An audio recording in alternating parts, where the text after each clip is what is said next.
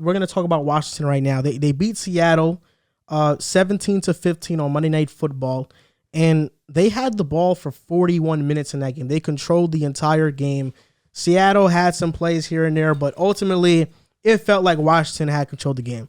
Right now, the NFC East outlook, the Cowboys are first at 7-4, Washington's 5-6, the Eagles are 5-7, and the Giants are 4-7.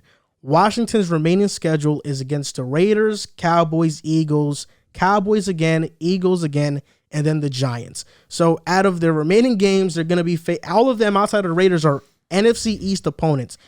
Do you think they can win the NFC East? Not just think, though. Do you think they will do it?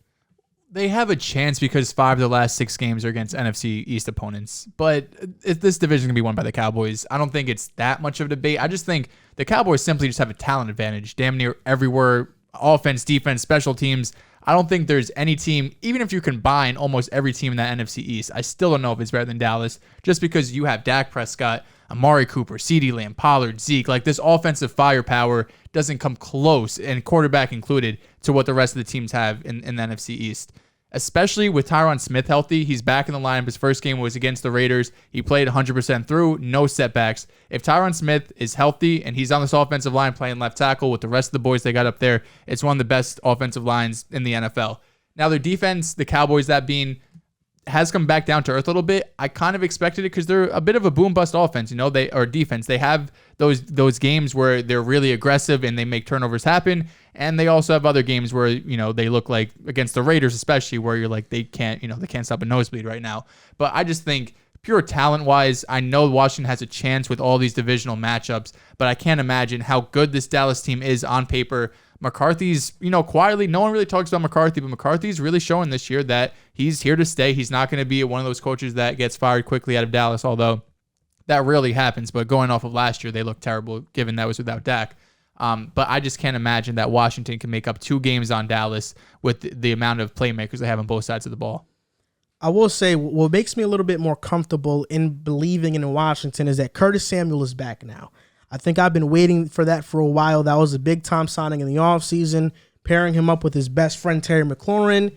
We finally get to see Curtis Samuel. We didn't do much versus Seattle, but limited snaps. He just got back. Give him some time. Logan Thomas also, first game since September 26th against the Bills. He had 3 receptions, 31 yards. Last year, he was a reception magnet. I think he'll be the same thing this year. But J.D. McKissick did get hurt, and he had 2 touchdowns against Seattle. I will say this. Taylor Heinicke has been quite impressive this year. I feel like every big-time game that he's played, whether it was on Thursday night against the Giants and on Monday night versus Seattle, he has won those games. I think Taylor Heinicke has been a pleasant surprise. 16 touchdowns to 10 picks. He is not just a conservative quarterback. He takes shots down the field.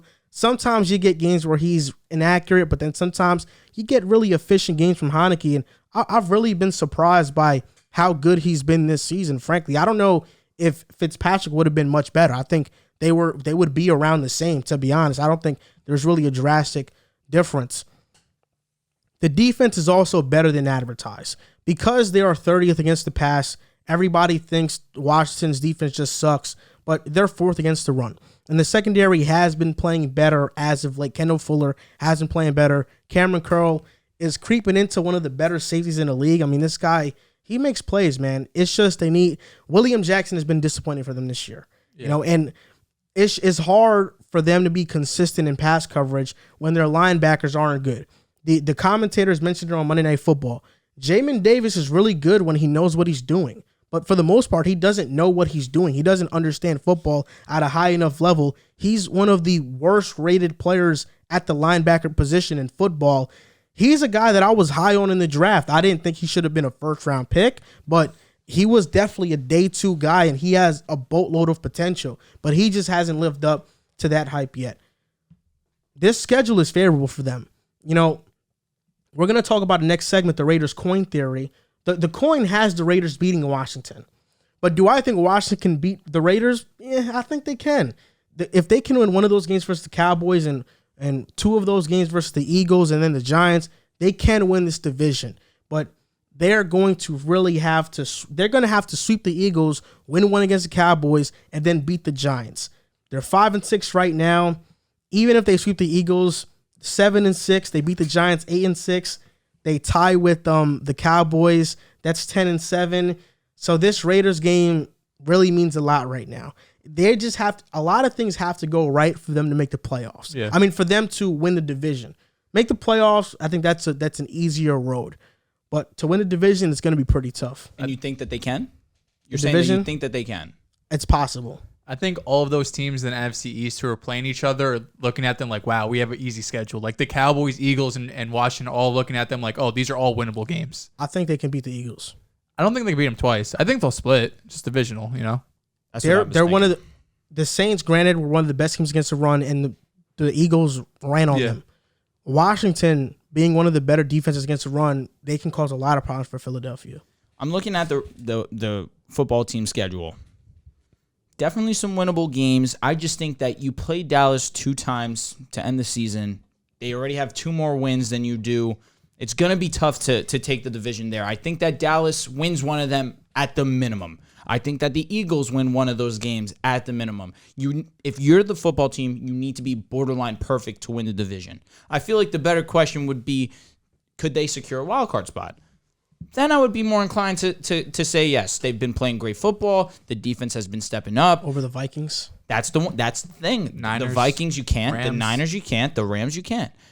I would be more inclined to say yes because there's a better chance of that than winning the division. Obviously, Dallas is Dallas. Number 1 offense in the league in terms of yards. Their defense, in terms of yards given up, is among the bottom of the league, and in terms of points, middle of the pack.